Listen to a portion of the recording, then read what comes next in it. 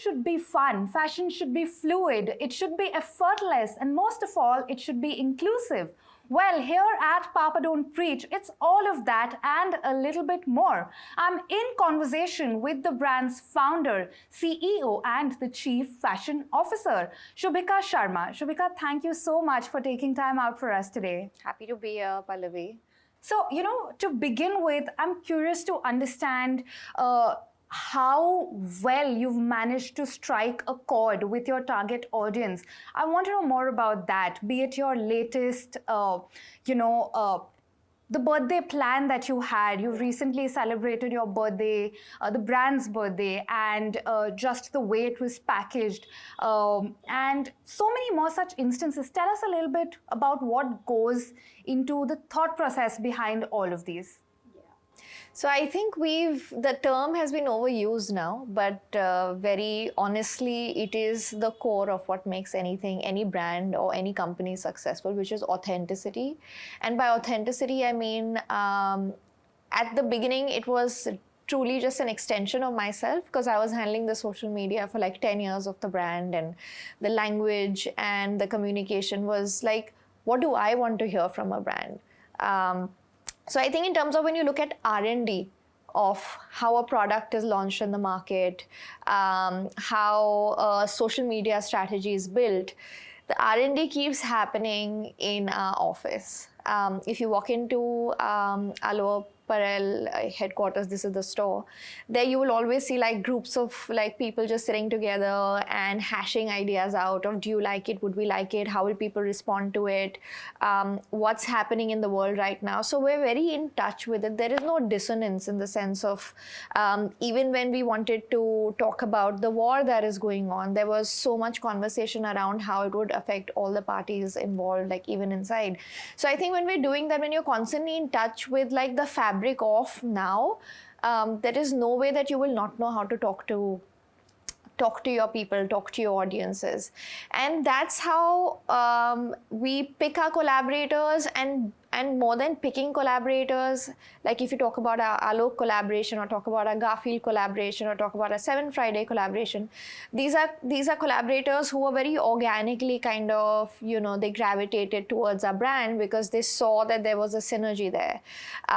So I think that if you have a very strong identity, if you have a very clear stand in what kind of a company you are, what kind of a people you represent, what kind of a voice you represent, I think things then kind of align. But at the same time, I will not discount the R&D, which is the focus group kind of a study that we do with any idea. We're very quick with it. It's a very, very small team. So that the speed of how we can put stuff out and remove it, take it off, and like test and trial run it, I think that also really helps. When you have agencies and you wait for them to send you like their plans and strategies, that kind of kills the whole even relevance of your content. So you have to be really quick with it. So I think it's a bunch of those things. Okay, and taking that forward, you've also dropped your size labels, your women's labels. Tell us about that. So that also happened, I think, post-COVID. We collaborated. We didn't collaborate, but we dressed Alok Menon. And when we very, out of excitement posted about them and their work, we got so much backlash that we lost like 20,000-30,000 followers in a day. To which our reaction was, okay, all the haters, sorry to see you go, but hope you find the love in your heart. So I think when events happen, and as a team or even individually, if you can really sit down and introspect as to what is this time trying to teach me, like what lesson can me and my brand take out of it, I think the changes that will happen will be very evident for the world to see if they are done with introspection thought. So I think when that happened, we kind of realized, oh, we cannot say that we're inclusive if we are calling ourselves a women's wear label. There has to be then a very clear representation of inclusivity of the brand by being a degendered label, that any gender can kind of wear it. And that's very tricky to do with bridal cholis, and where you need the kind of padding and you need the kind of fit and stuff like that, where the outfit very evidently looks like it has to fit a certain body type. But at the same time, like, it's not a perfect system. I wouldn't say our size label really solves the whole problem altogether, or that suddenly by changing the label on a garment we're inclusive. I think it just takes so much of what is your social media saying, what is your store team saying when people are coming in, what is your digital team connecting and saying, what are the words we're using. So it actually takes a very, very long time for any change to happen. So I don't think it's a foolproof change or like 100% change, but I think it's definitely a step forward. And the change can only happen when a whole lot of brands, as an industry, we make the change happen. So that was the intention, that what we're saying, the people we're collaborating with, the people we're dressing, are we doing honestly right by them at like right down to the last level of when somebody walks into the store, what is their experience when they pick my garment, versus me just saying, oh, I'm dressing like I'm an ally online. Okay, but I'm curious to understand, see, at the end of the day, you're also running a brand, a business. Are these moves sometimes risky? So far for our brand, these moves haven't been risky. But to make the changes happen can be expensive. Like, we had to change all the size labels of all our garments across channels and across stores and things like that. So it's expensive. But I think that this move, because luckily right now social media is so powerful that you can really tell your story very honestly. And if you do it honestly, people will connect and respond back. Like, I was sharing the story with Alok 2 years after the incident happened. There were 3 brides we interviewed for a bride series, and they said, I decided to be a Papa Don't Preach bride after seeing how you all dressed Alok. So this was a cis-het woman having a traditional marriage to a man, but she wanted to wear Papa Don't Preach because of our association with Alok. So in that sense, it isn't risky ever to communicate honestly that fashion in itself, like, people kind of have built up the fashion brand to say that fashion should dictate how skinny I should be or what gender I should be. But fashion was always about dressing the body. We were here to serve you. We were here to serve the customer. The garment was there to dress your body. But somehow now over time it's become that you walk in, if it fits you, it fits you. If it doesn't, then lose some weight. So by breaking that, by saying that we are here to serve you, we are here to dress you, I think that we've only got very, very positive and happy, deep connections with our community. That brings me to my next question. I want to know, what is your customer profile like? What's their age group? Tell us a little bit about that. So because we fit into the luxury bracket in our pricing of couture, I think that now, when I had started as a high street boy label, it was obviously like, say, 20 to 30. But now my TA would very definitively be 25 to 45 to 50, because now women are also spending a lot more on how they want to look and feel even after they've had their kids, which used to be very different some years ago. So yeah, I think that the TA would be that now. And another thing that you did touch upon, so you started off as a high street fashion brand. Yeah. What changed? What made you want to switch to the luxury bracket? It's just so exciting that my journey has allowed me to pivot so many times. And I think that's what's actually the juice of building your own brand or being an entrepreneur. Like, you can make these pivots happen really quickly.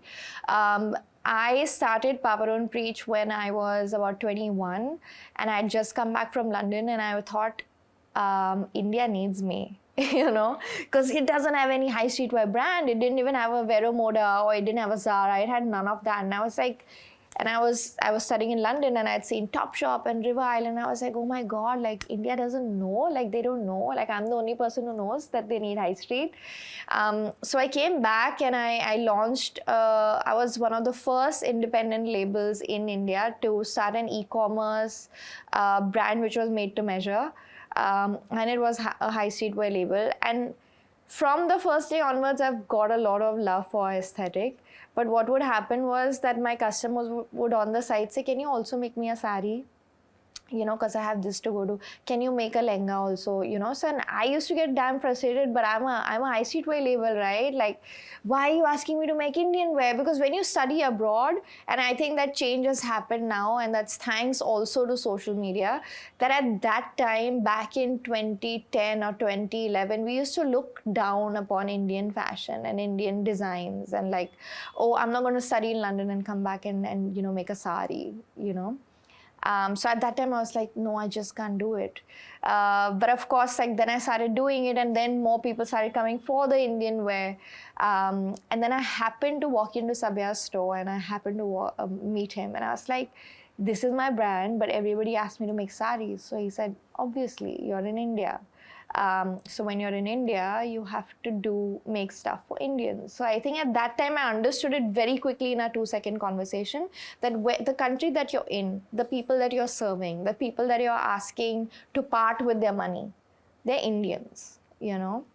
And for Indians, there's nothing bigger than a wedding or Diwali or even Raksha Bandhan or even Ganpati. And what do you wear on these occasions? You wear you know, so then I was like, okay, so then I need to start making Indian wear. And I didn't feel, for 2 seconds also, I didn't feel odd, because I was like, okay, this is my aesthetic, I'll carry it forward. It was a very organic, it wasn't strategic. It was just very, very smart. I was very aware that this is what the market wants me to do. The people who I'm serving want me to do this. So then I pivoted, and I did both. We still do. We have Garfield and we still have Indian wear. So I don't think it's one or the other, if your aesthetic is strong. So another thing I do want to ask you about is plagiarism. And now, while that's of course a challenge across the industry, it's not specific to your brand, right?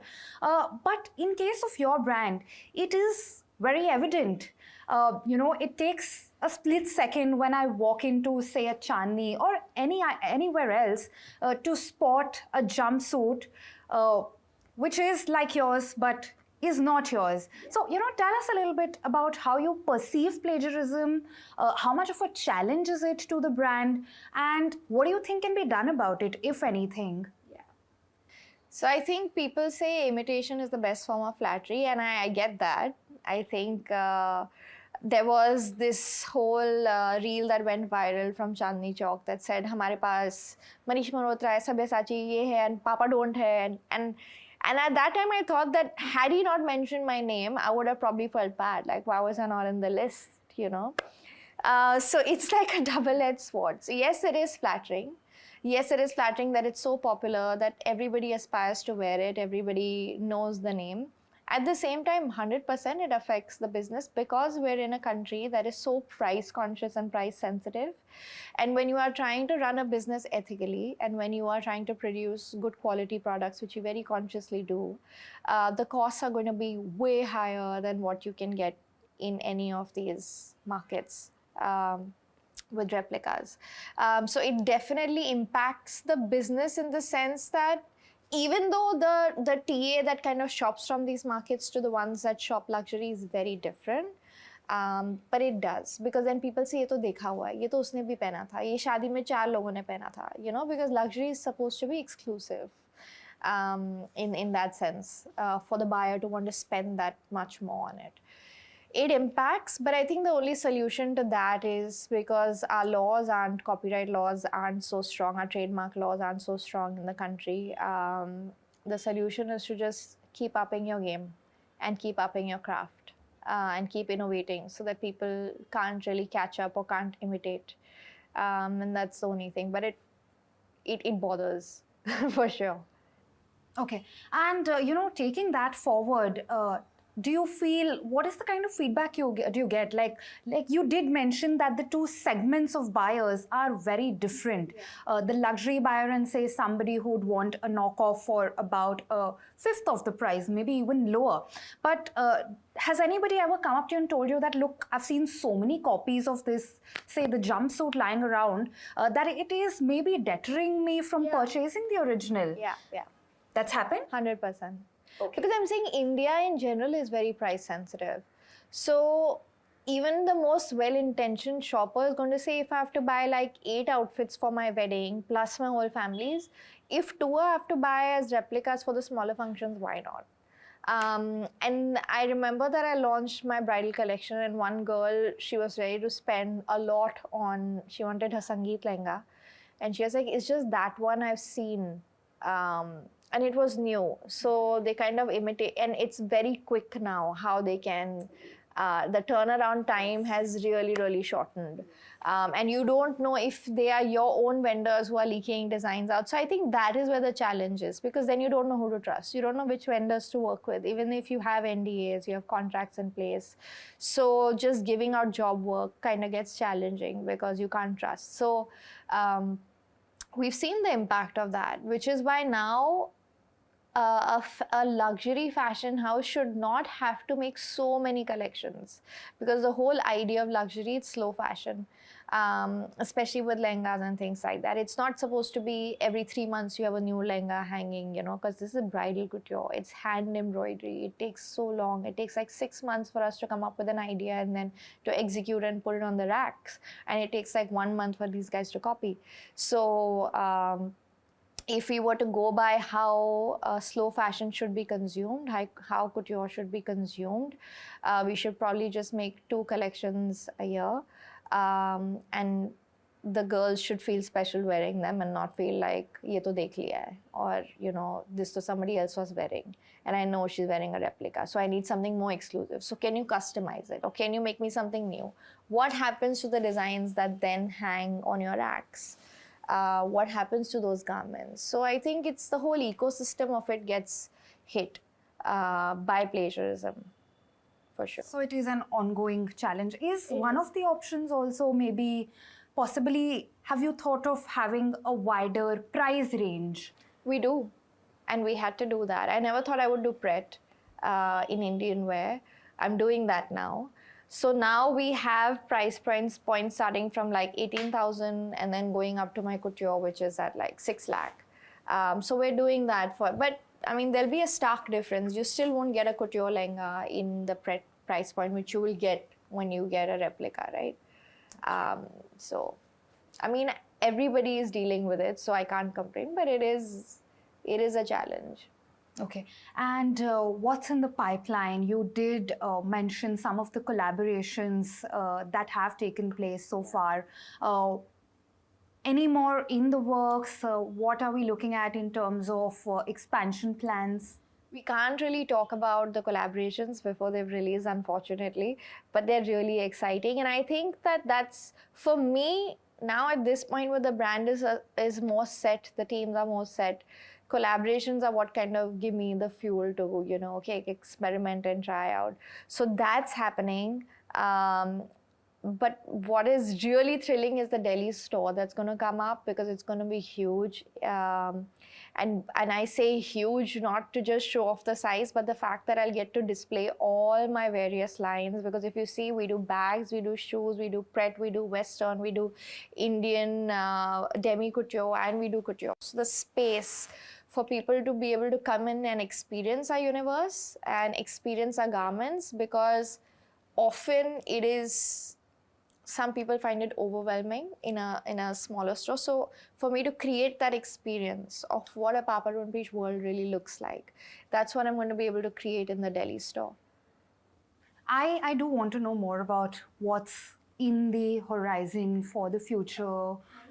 Expansion plans. You did touch upon a new store, new product launches, new collaborations. So for us, entering the US market a lot more strategically is on the cards for me personally, to take the brand there through trade fairs and through fashion weeks. So that is what we are targeting next. for the brand. And there was another thing I was going to say, but it's just totally my ADHD has blanked my brain. Okay, all right. You can think about it and come back to that. Okay, so Papa Don't Preach in the US now. That shows exciting, and that's, I think, a great note to be wrapping up on. Thank you so much for taking time out for this. This was extremely interesting and insightful. Thank you, Pallavi. It was amazing chatting with you about the brand and all that's to come. And I hope you follow our journey because it's going to be an exciting one. Okay, and before we wrap up, I do want to ask you, what was the thought process behind the name? I knew that it had to come from music. I love dancing, and the second I listen to any song, I kind of start visualizing. I see colors and I see movement. That's how I design. So I sat with my playlist, and the first name that popped out was between Lucy in the Sky, and the second was Papa Don't Preach, and I was like, that is me. And I think it was the best decision that I ever made. Well, a new store coming up in Delhi, more collabs in the pipeline, and of course, expansion plans for the US. That's indeed an exciting note to be wrapping up on. Thank you so much, Shubhika, for taking time out. And thank you so much for watching. Stay tuned.